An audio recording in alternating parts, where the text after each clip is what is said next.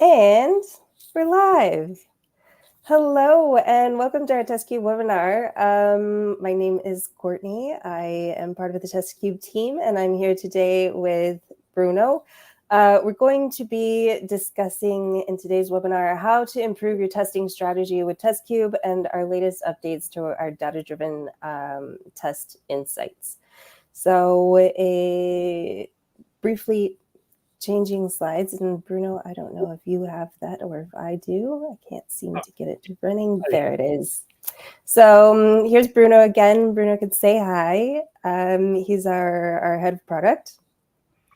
And before he gets started, just a quick recap for those of you who are new here to our Testkube site. Testkube is a test orchestration and execution framework. It is powered by Kubernetes, and it solves test orchestration issues for DevOps, platform teams, testers, or literally anybody else who is running tests. Testkube allows you to define, trigger, scale, troubleshoot, and report on all phases of your test execution.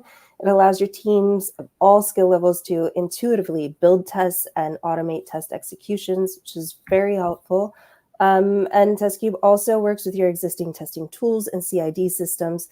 It replaces multiple point tools and homegrown scripting, and it provides, above all, a single pane of glass for better visibility of testing processes, allowing your teams to have better insights and enabling them, in this case, with data-driven decision optimization. So that is the biggest thing we're going to focus on today, right, Bruno, is how much advancement we've done in our reporting aspects and features of Testkube. Exactly. Thank you, Courtney. So as Courtney was saying, Testkube allows you to run a lot of tests, right? And we give you a really nice dashboard where you can visualize all the executions, several metrics, right? And by feedback from the community, and people were requesting that they wanted to have more, to see more metrics and more data from their tests. So this is the dashboard that we have. And today what we're going to talk about is about data, test execution data, and what you can do with that data. So I can just go to the next slide. This is a feature that we built around test insights. It gives you more data about the execution and the status. But before we go into that, let's go a bit over the challenges and what are the challenges for to have insights on your data. So if you are running tests from your CI/CD, which is the most likely scenario for many companies, is that they orchestrate and run things after they deploy them and they are triggered from the CI/CDs, is that the CI/CDs don't get this type of data around tests. They are focused on deploying, on integrating, but getting data about the duration of tests and averages and look at the historical data is not their focus, right? And it's expected, right? Because they are focusing on doing something right, not specific for tests. With that said, then what many companies do is that they integrate with other reporting tools that kind of give these dashboards and provide these insights from the data from your test executions that people run.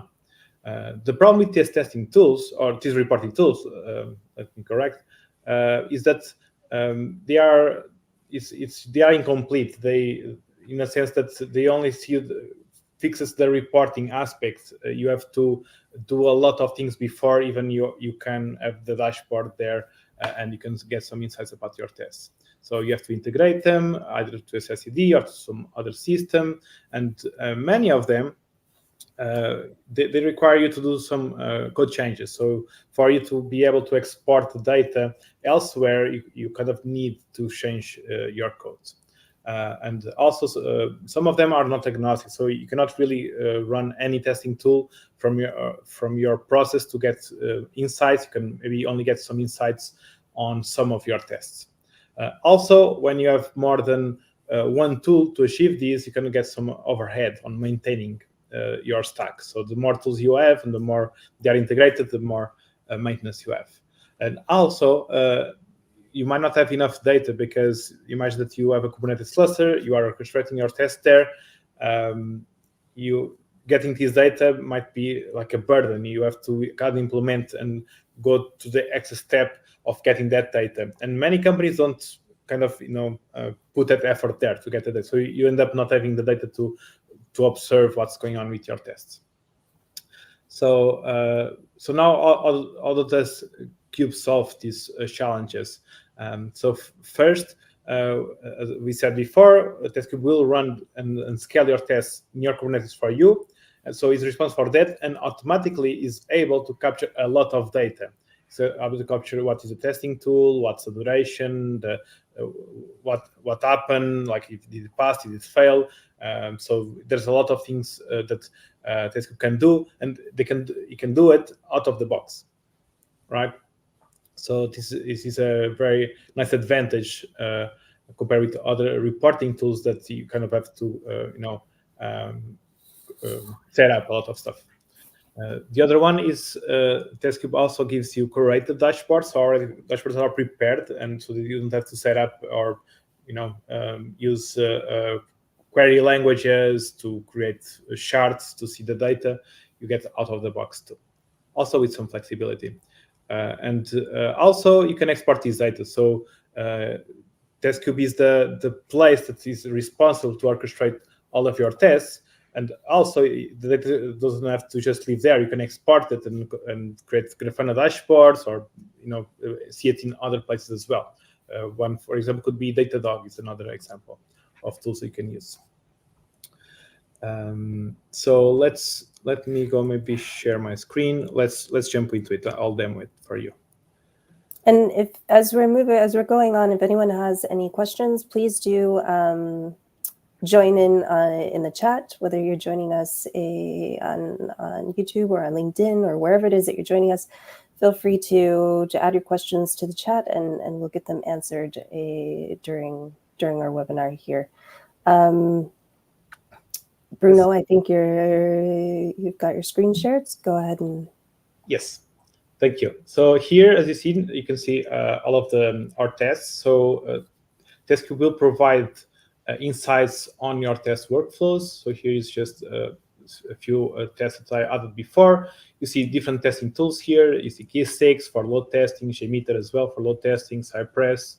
So there's a few examples: Postman, a Java test using Gradle, Playwright. So these are all of different tests that you have here. The Testkube will execute for you. Right, so with that execution, you can see Testkube can even give you more insights. So it can show you the pass-fail ratios and to see exactly which areas you should focus on. So you can get some insights, nice insights from here. So I'm just gonna first start with our time series charts here.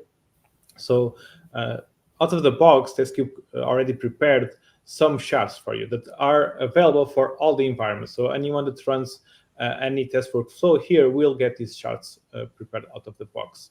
So the first one that I'm showing here is that you can see what what are the workflows that execute the most. So, for example, when you want to understand exactly which tests are used the most, you can see it here. If you have only a few tests, maybe in a CI/CD or some other system, you don't care about this. But if you have maybe 100 or 200 different tests and they are all triggered at different times and from different places, then knowing exactly which ones run the most and those durations, it becomes cumbersome, right? So this is mostly important is when you have many tests. And also maybe 1 month worth of data, or at least like some time worth of data. So here is a chart that you can see, and basically you can see the executions, how many executions you have for a given day. So for example, here you can see that on May 29th, you had over 50 executions, and you can have a breakdown by workflow. Also, you can see the pass-fail ratio. So again, yesterday, 29th of May, you can see that 22% of the tests they failed. You see which ones they passed and the percentages. So you can see a trend. Usually, in a team, you'd like for the red part, the failed ones, to be smaller, every single week. So that's something that people could strive for and analyze by looking at these charts like this. So when somebody were to get started with Testkube, for example, and they get their test execution set up, they might see a lot of red using our test insights from their first few weeks with us, but then over a period of time, they should be able to analyze and see those failed tests start to reduce. Yeah, exactly. And it allows you to monitor. So the first step on fixing an issue is just identifying it, right? That you have an issue and exactly what it is. With time, it allows you really to understand even if you are improving your testing strategy. So another one is test duration. So here you have a list. Again, I'm just doing this by day, but you can do it by even day of the week, when this is just for this month. So look at this chart, what you can see that yesterday on 29, the test that took the longest was, and it took over 9 minutes, right? And from the total execution time that your test took, it took 34%. So this allows you really to understand which tests are taking the longest. So before you deploy to production, usually you run a suite of tests, right? And then you are able to deploy. So the longer the tests take, the longer you have to wait until you can deploy, right? So kind of knowing where to optimize is important, so you can have faster releases. Another one is by status, so you can see the duration by status. So you can see that all the tests that failed took these 10 minutes, and the ones that passed, it was 18. Also to understand, for example, you can see that the ones that pass, you can understand, well, should I focus on the ones that fail? Maybe they fail because they get stuck and they run for a long time. So you kind of understand which actions you have to do here. So you get averages as well. So same thing, you give an average for you. Another thing that also Testkube does is if your tests generate JUnit reports, those JUnit reports most likely will contain test cases, and Testkube can scrap those JUnit reports that are generated from your tests and also create these charts out of those JUnit reports. So also something really interesting, which is you just have to kind of expose those artifacts from your test, and many of the testing tools, or if not most, support JUnit report, the JUnit standard, which is a very famous standard. So you can do different charts. You can aggregate by the sum and some all of the workflows, and this is really interesting for you to understand the trends. So when you are looking at your insights, you understand if you are improving or if there's something degrading. So as an example, where of things or action points you have to do is, if you see that the number of failed tests increases, at least the percentage increases throughout time, it's you should act upon it. You should not wait or just allow to have a very big percentage on failed tests. There are scenarios when failed tests, like nothing gets to production unless all of the tests passed. There are other scenarios when there's just like a percentage of the tests need to pass and a small percentage can fail. So there are different scenarios where the percentage is different. However, something is common across all companies is you want to have the failed ones, you want to make it lower every day, right? The trend, you want to make this number very small. Another part of our test insights is something that we have here, which is the efficiency quadrant analysis. So it's kind of a plot of your tests that run here. And what it allows you to do is kind of have on the x-axis, you have the test duration, right? And on the top, on the y, you have the number of test executions. So what it allows you to do is to know where should you focus our efforts on. So in the top right corner, if you see that you have many tests here, this is the area where you should focus, because if there's a test that is very fast and very rarely is run, you're probably not sure if you need to spend a lot of time optimizing it. However, if you have a test that runs a lot, many times a day, and also it is on this right side, on this quadrant, maybe you should pay attention to it, right? Because it's taking the most time out of your execution, right? It's the one that's making your process go slower, and it's holding your deployment, right? So it's something that you might want to look into. And this is like kind of the biggest metrics you can see here, and allows you really to take action points and improve your testing process. It's absolutely fantastic, and it's definitely a big step forward, I think, for what a lot of people are used to in terms of reporting and being able to have any type of analysis on what's going on, right? Because usually you have to look in a bunch of different places and figure out some way to get that put together. In this case, we have it all in one single pane of glass, much easier to actually analyze and see what's going on. We do have a question from somebody asking if they can get data into a Grafana dashboard, for example. Yes, you can. So Testkube exposes this data from the test executions on a metrics endpoint that uses a Prometheus-like syntax. I don't know exactly, so depends on how you configure Grafana. So you'd have to see how you can create in Grafana the same exact shard, right? So I don't know if you can create it in Grafana, but the data is exposed. So then what you have to do is just figure out how do you create the same shards. That's great. That's, I think, probably super helpful. I hope that was a helpful answer. We do have we have Windows Refund. We're so glad that you're here. They participate in our Slack channel. For anyone who would like to, we definitely have a Slack channel. You can join us on Slack. Our entire dev team is quite active there. It's a great community. You're welcome to join us. But right now we have Windows Refund. He said that everything looks really good. But he's really looking forward to the day when he can see information about what triggered a given thing, for example, which test trigger. So that's an interesting comment. What do you think, Bruno? Thank you. It's a really nice one. I think so. I can give some spoilers ahead of what we plan next for these insights. It's exactly like that. So we want to get feedback from the community, from users like you, and what sort of information did you like, right? Because Testkube can also fetch that information and add it for you.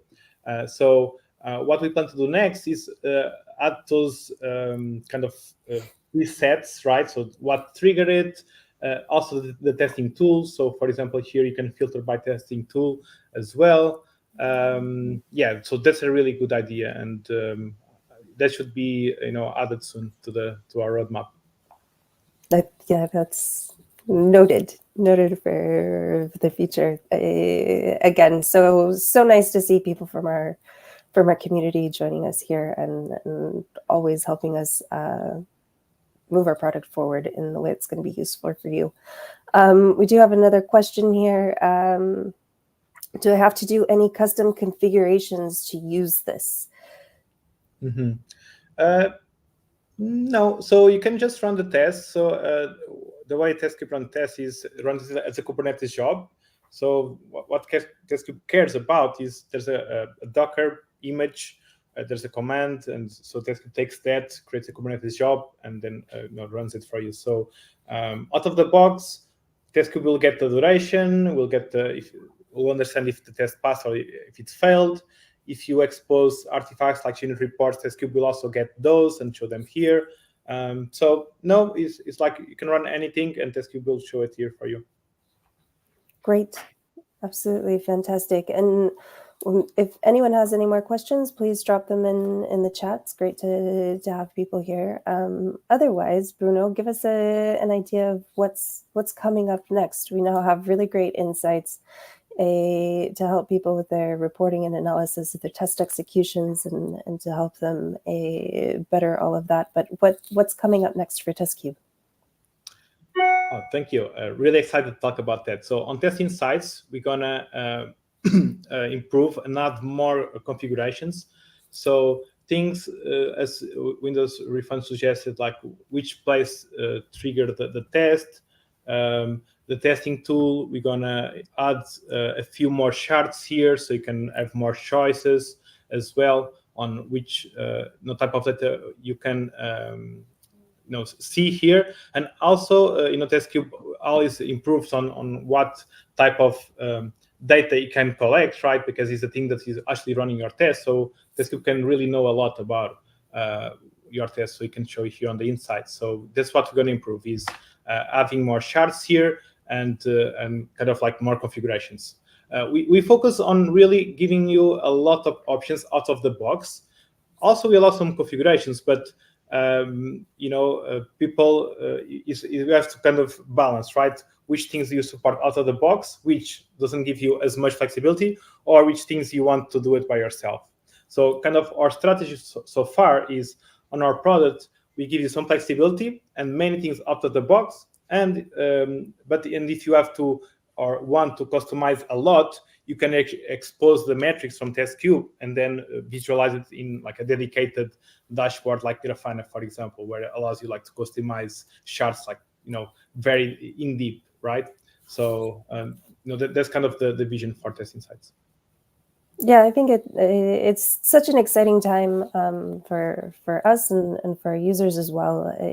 Like you were saying when we first got started with this, there's so many things that people usually have to do in order to get any reporting or visibility around what's going on. So to be able to have everything in one place where they can actually start to do some analysis is really great. But also on the flip side of that, it is a balancing act, I'm sure, to decide what's going to be out of the box and what's going to be customizable, because people are so used to customizing or having to customize everything. We're trying to save them time by putting it all in one place and making it easier. But it sounds like there's some really exciting things that will be headed this way very soon. For people who want to get started with Test Insights, if you're already using Testkube, the best way to do it is to make sure that you update your Testkube installation to the latest version to ensure that you have access to this new feature. And then you can navigate to the Test Insights dashboard within Testkube to begin seeing how your test executions are running and be able to analyze them. Is there anything else? Oh, wait, we have one more question. Almost off topic, but do we know when test suites are going to be EOL'd? Not quite off topic. That's a great question. Yes. So do we know when? It's going to be, we are still 12 months away. So as you see here, we are demoing test workflows, which kind of the new powerful engine of Testkube that we are adding. So it's kind of a new feature that allows you to run tests in a more powerful and flexible way. So maybe let me just add a few more details on what that question means. Is that test workflows will allow you to transition, and you won't need to use tests or test suites, which is a concept of Testkube. So we are putting actually most of our ships here in test workflows and making this better. So while we don't know exactly when we're going to end the support for test suites, but we are going to support them for some time. I guess maybe end of this year is going to be the timeline for that. But we want to make sure the test workflows work really well for everyone, and that no one will ever like just using it instead of test suites. So once we are comfortable with that our users are being very successful there, then we would think about making test suites deprecated. Fantastic. No, and I think that's one of the things that Testkube always tries to do is, I think, or try to be as vigilant of as possible, right? is that when we change something, we make it as seamless as possible for our users. So we want people to almost not even realize that they've made that change and moved into something else. And I think we are slowly getting there, but it's exciting to know that people are looking forward to it and noticing these changes that we're doing as well. So thanks for that question. It definitely gives us motivation to keep moving forward and get the test workflows out and hopefully have a webinar about that sooner than later, because we're all quite excited about that. Anything else that you'd like to add to wrap up today, Bruno? Yeah, so maybe just a recap on the test insights and why would you care about test insights. So I just wrote here 3 points that I thought kind of summarize and explain why are they important. So the first one is, you get a really clear overview of your testing activities. So you understand what's going on and through your testing process, both for the devs, the managers, the DevOps, like everyone can quickly go there and see, right? It's very easy to understand. The other one is really gives you really good data on your tests. You can make decisions, especially that case on the pass-fail ratio and the trends. If your process is taking longer or less, and if it's failing more or less as well, so that you can understand also where, so you can pinpoint exactly, well, I need to focus on these types of tests to improve. And exactly, like just wrap up, you really become more efficient, right? Because you know where to focus. Fantastic. Absolutely great. With that, just to remind everyone, you can get in touch with us anytime you'd like on our Testkube Slack channel. I'm going to share that right here. Be sure to join us whenever you'd like. We have an entire community there where you can ask questions around test insights or test workflows or anything else in the Testkube world that you're using or that you're excited about. Be sure to join us there. We're also across social media, so you're welcome to jump in on social media. Give us a shout out anytime you'd like. And otherwise, Bruno, it's been an absolute pleasure. Everyone who's joined us, thank you so much for being here with us, and we'll see you again soon. Thank you. See you all. Bye.